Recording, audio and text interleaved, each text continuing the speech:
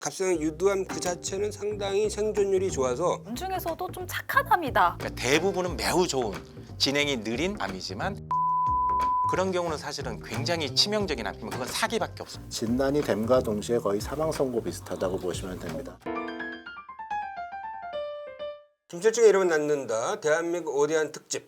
오늘은 마지막 5번째 시간입니다. 국내 발병률 1위 갑상선암 편입니다. 네, 드디어 오대암 특집의 마지막 편인데요. 마지막이니만큼 갑상선 암에 대해서 낱낱이 파헤쳐 보도록 하겠습니다. 제가 오늘 특별히 국내 갑상선암 치료의 명의 두 분을 모셨습니다. 고려대학교 안암병원의 내분비내과 김신곤 교수님 나오셨습니다. 반갑습니다. 반갑습니다. 유방내분비외과의 김은엽 교수님 모셨습니다. 어서 오세요. 안녕하세요. 반갑습니다. 자, 최근 한 통계를 보니까 갑상선암이 우리나라에서 제일 많은 암 발견. 1위. 약 3만 2천여 명이 발견됐죠. 우선 갑상선이 어디에 있는지부터 좀 알아야 될 것 같은데 정확히 어디에 위치해 있는 건가요, 교수님? 목에서 가장 많이 튀어나온 부분이 있습니다. 거기를 중앙을 이렇게 따라 내려가면 그 바로 또 아래 좀 딱딱한 부분이 있는데 그걸 저희가 윤상영골이라고 그러고 그 바로 직하부에 이제 갑상선의 딱 정중앙이 있고요. 그 중앙을 중심으로 해가지고 좌우가 이렇게 양쪽이 나비 넥타이 모양으로 이제 커져서 목의 아랫부분에 이제 있습니다. 목을 보호하고 있는 기관 뭐 이렇게 생각하시면 되겠습니다. 한 이 정도? 이 정도 위치에 있다. 예, 그 정도가 맞겠습니다.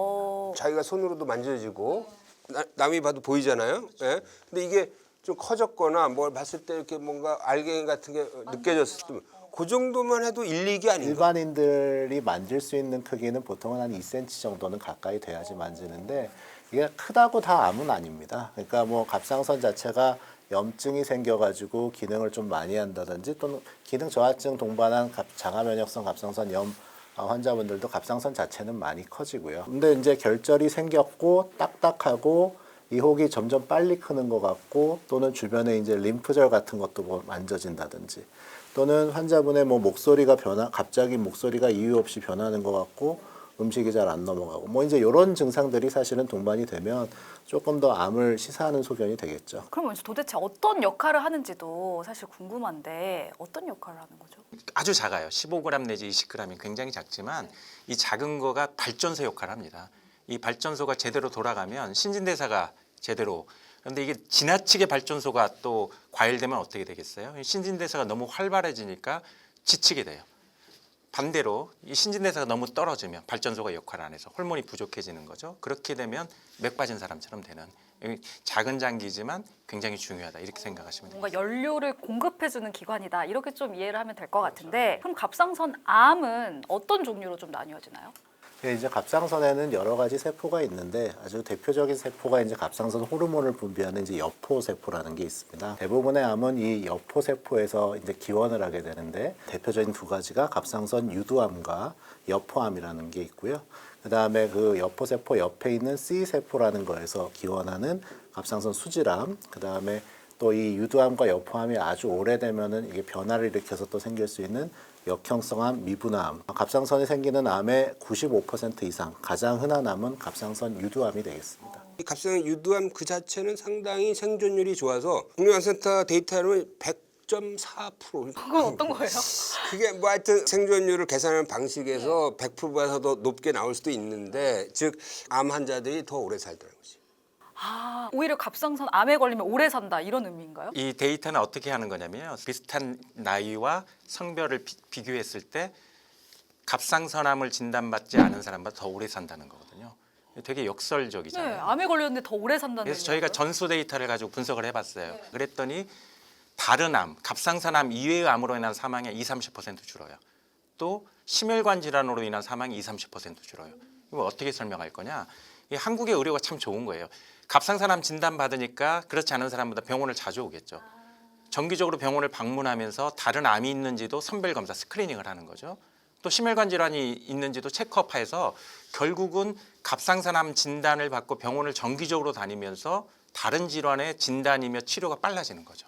자기가 암 환자라고 생각이 드니까 좀 더 건강 관리를 그렇죠. 적극적으로 할 수도 있고 예. 운동도 열심히 맞습니다. 하고 할 수 있겠다는 건데 이게 우리나라만의 현상이에요 그러면?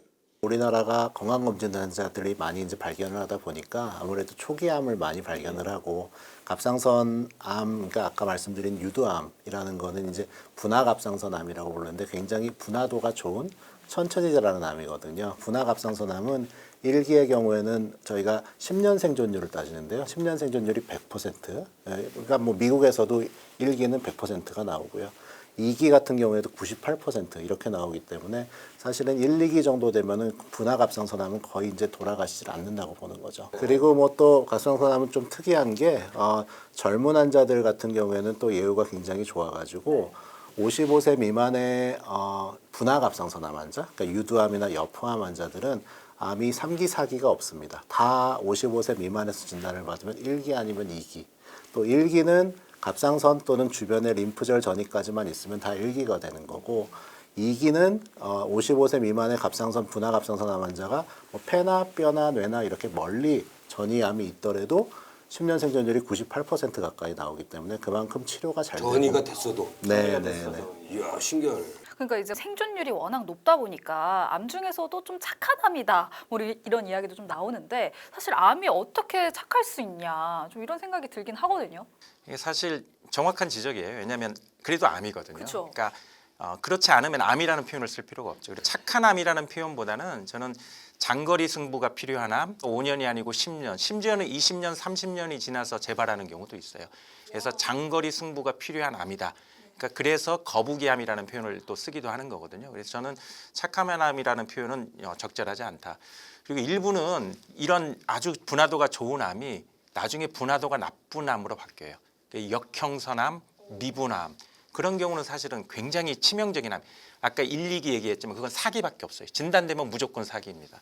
그래서 갑상선암은 양극단에 존재하는 암. 그러니까 대부분은 매우 좋은 진행이 느린 장거리 승부가 필요한 암이지만 아주 극단적인 암, 결판 나는 암도 있다. 이렇게 설명드릴 수 있죠. 그러니까 유두암이나 여포암 같은 거를 이제 쭉 몇십 년 동안 갖고 계셨는데 잘 모르시다가 이게 보통은 한 70세 넘어가는 환자들 그리고 또 면역력이 갑자기 떨어지는 환자들 여기서 이 분화도가 좋은 갑상선 유두암이나 여포암이 갑자기 분화도가 안 좋은 미분화암 즉 역형성 변화라고 우리가 얘기를 하는데요. 진단이 됨과 동시에 거의 사망 선고 비슷하다고 보시면 됩니다. 정말로 가족분들도 아주 괴롭습니다. 퇴원하시기 전에 다시 암이 여기서 자라나는 게 보일 정도로 굉장히 무서운 암이고 나중에 이게 너무 빨리 자라고 기도를 막고 이러기 때문에 숨쉬기도 힘들고 잘못하면 피도 토하고 드실 수도 없고 굉장히 비참하게 돌아가시기 때문에 이런 변화가 일단 있기 전에 어떻게든 막는 게 제일 중요하다고 생각을 하고 있습니다. 나도 기사를 굉장히 크게 쓴 적이 있는데 그 갑상선암 사이즈가 작고 유두암인 경우에는 좀 지켜보자. 그래서 지켜보되 그러니까 6개월에 한 번씩 초음파하면서 커지는지를 보자. 그래서 그거를 능동적 감시라고 하는데 지금 학계에서는 어떻게 생각하나요? 예, 지금 말씀하신 것처럼 능동적 감시 혹은 적극적 감시라는 표현이 중요해요. 갑상선암 크기 작고 뭐 위험하지 않은 경우는 그냥 경과 보면 된대. 그러면서 병원도 안 다니고 이러면은 문제가 되죠. 근데 이제 이게 크기가 작을 뿐만 아니라 주변 조직의 침범의 위험성도 적고 뭐 이런 경우면 저희가 이제 연구한 결과들을 보니까 한 10년 정도 추적해도 암이 더 진행해서 크기가 커지거나 혹은 주변 조직의 침범이나 임파선 전이가 있어서 수술이 필요한 경우 꼭 해야 되는 경우가 한 10 내지 20%더라. 이런 데이터들이 나오면서 그러면 거꾸로 보면 8, 90%는 수술 안 해도 되는 거 아니야? 이런 생각을 할 수도 있는 거죠. 근데 다만 아까 거북이암이라고 그랬잖아요. 그러니까 10년 정도 있다가 또 얘가 분화도가 아주 나쁜 것으로 바뀌는 경우도 아주 드물지만 있을 수 있어요. 그걸 지금까지는 예측할 수 없기 때문에 저희들이 무시할 게 아니라 저희가 적극적 감시를 해야 되고 또 적극적 감시하다가 또 수술로 또 바뀔 수도 있기 때문에 그거를 혼자서 판단하면 안 되고 의료진과 같이 상의해서 저희가 공유 진료하다, 슈어드 디시전 이런 표현을 쓰거든요. 같이 공유해서. 네, 암은 뭐 6mm, 7mm밖에 안 되네. 뭐 나는 그냥 좀 이제 검사 안 하고 지켜볼래. 이러고서 병원을 안 다니신 거죠. 그러다가 이제 갑자기 목소리가 좀 한 몇 년 지났는데 잘 안 나오는 것 같고 이래서 검사를 해봤더니 암이 조금 크기는 컸다 이런 얘기를 듣고 저한테 이제 오시는 경우가 있어요. 근데 실제로 보면은 그게 크기는 작은 암이라고 그러더라도 위치가 굉장히 이제 안 좋은 위치에 있고 하필이면 자라나가는 방향이 갑상선 바깥쪽으로 자라나가서 그런 조직을 침범하면 살고 죽는 문제는 아니더라도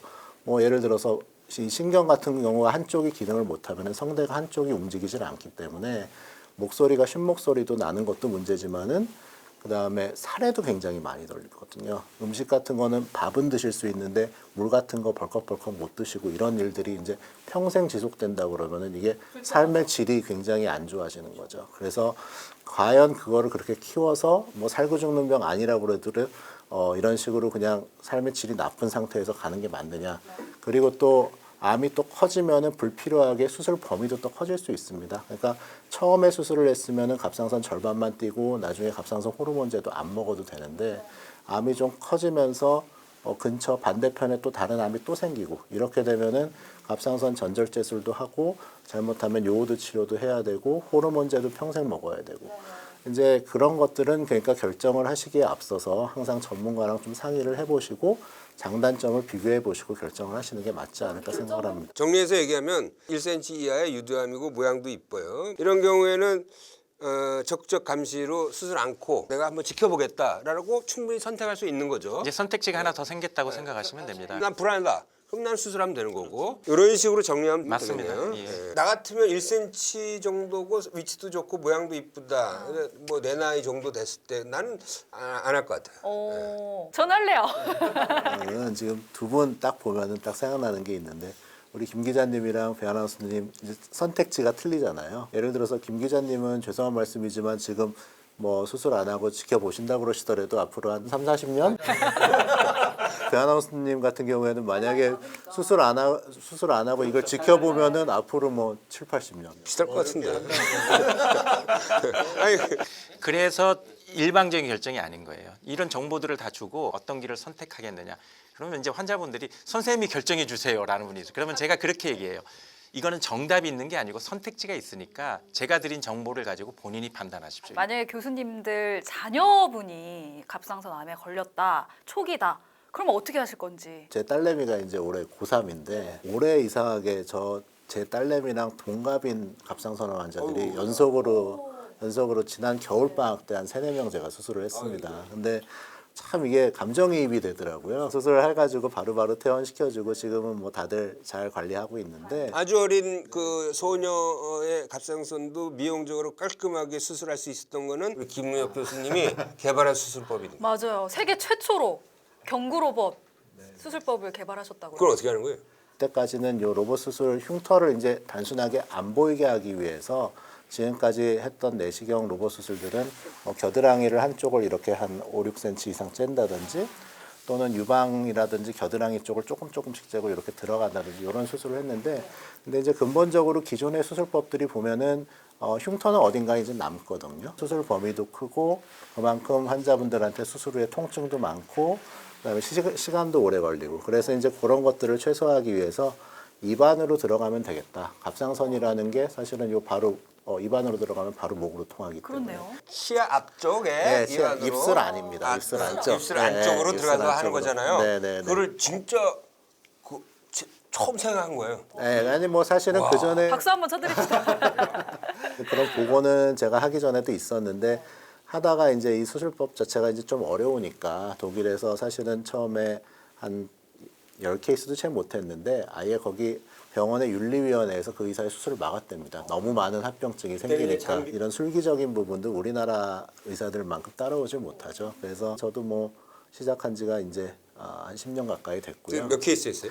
지금 막 1,500케이스가 넘어서 이제 2,000케이스 가고 있습니다. 일단은 좋은 점이 환자분들이 제일 좋아하시는 건 물론 이제 미용적으로 흉터가 안 남는 게 이제 가장 크기는 하지만은 사실은 이게 또 좋은 점은 비교해보면 생각보다 환자분들이 안 아프다고 그러세요. 그러니까 이게 입안으로 들어가면 굉장히 아플 것 같고 막 밥도 못 먹을 것 같고 그러시잖아요. 전혀 안 그렇고 사실은 수술 범위가 작아지기 때문에 째는 상처가 안 생기니까 오히려 덜 아파하시고 식사도 당일날 다 가능하시고 그다음에 조금 제가 더 정밀하게 하고 조금 더 가까이서 확대가 많이 되는 시야에서 신경들을 잘 보존을 하기 때문에 제 환자분들이 수술 후에 목소리가 변화가 없다 뭐 이렇게 생각하시면 되겠습니다. 이제 좀 어려워가지고요. 좁은 부위에서 수술을 하다 보니까 제가 실제로 저한테는 많은 의사들이 배우러 오고 외국에서도 굉장히 각광을 많이 받고 있긴 한데 저는 그냥 다 가르쳐주고 뭐 다 보여주고 하는데 굉장히 어려워서 가서 이제 뭐 돌아가서 하다가 사고 치고 나는 포기했어 이렇게도 많이 오고 그래서 중요한 건 안 가르쳐 주는 거 아니에요? 네?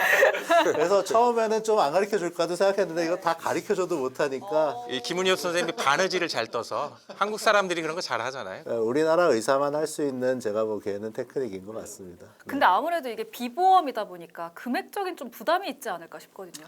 네, 아무래도 이제 비보험 수술이라서 비싼 거는 사실이고요. 이거는 뭐 다른 로봇이랑 똑같이 뭐. 그리고 뭐 수술하신다고 제 월급이 1원 한 장 더 늘어나는 것도 아니니까 오해는 없으셨으면 좋겠습니다. 이런도 안 줘요?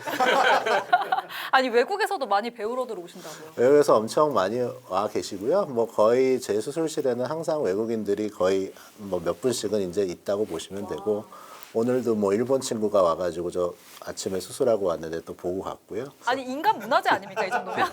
아니, 내가 배우러 가야겠어. K 메디슨이죠. 기가 막힌 발상의 전환이고 그것을 아주 제대로 실천했네요. 자, 그다음에 이제 감상암 수술을 하고 나서 그다음에 추가적으로 하는 치료가 이제 요드 치료잖아요. 그 요드 치료 왜 하는 거예요?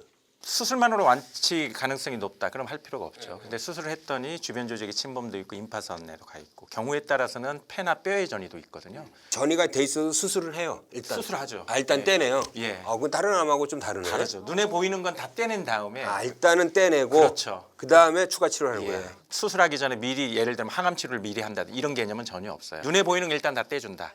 그리고 방사선 요오드는 요오드라는 거는 잘 생각해보면 갑상선 호르몬의 원료거든요. 그러니까 이걸 주면 갑상선 세포의 성격을 갖는 애들은 잘 받아먹어요. 그러니까 방사선 물질을 요오드에 붙여서 주면 그런 폐에 전이되어 있는 암세포까지도 파괴시킬 수 아니 있는. 잠깐만요. 근데 방사선 물질 같은 경우에는 몸에 안 좋은 거 아니에요? 보통 방사선 그러면 뭐 체르노빌, 뭐 피폭 막 피폭 이런 이런 것만 생각하는데 치료 방사선들이 있어요. 그래서 이거는 굉장히 적은 용량을 선택적으로 저희가 주는 거기 때문에 시간이 지나면은 몸에서 대부분은 배설이 되고 일부 잔존해 있는 것도 방광기에 따라서 결국 없어지거든요. 그래서 위험한 치료는 전혀 아닙니다. 그러면 뭐 효과는 굉장히 좋을 것 같은데? 효과는 매우 좋죠. 그래서 아까 말씀드린 것처럼 갑상선 암 환자가 아니 진행돼 있어도 왜 이렇게 치료가 잘 돼? 오래 살아? 이런 좋은 치료가 있기 때문이에요. 심지어는 폐에 다 전이 돼서 저희 9살 됐던 저희 아이가 있었는데 근데 수술 2번 하고 방사선 요오드 치료를 4번을 받았거든요. 근데 깨끗하게 완치가 됐죠. 뭐 머리가 빠지거나 이런 부작용 전혀 그런 부작용이 없습니다. 통상 한 번 치료로 대부분은 끝날 수 있고요. 방사선을 집어넣을 때 주사로 집어넣잖아요. 요즘은 먹는 걸로 먹는 합니다. 거래요? 예. 오. 아, 내가 잠시 한눈 파는 바람에 몰랐네 그걸.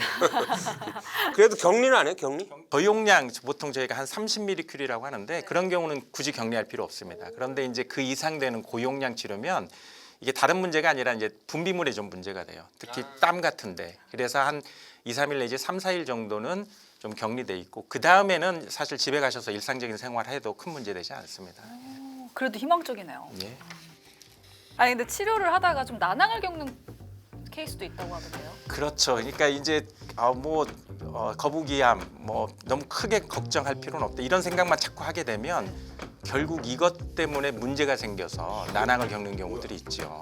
이거 뭐야? 다음 이야기 2편으로 이어집니다.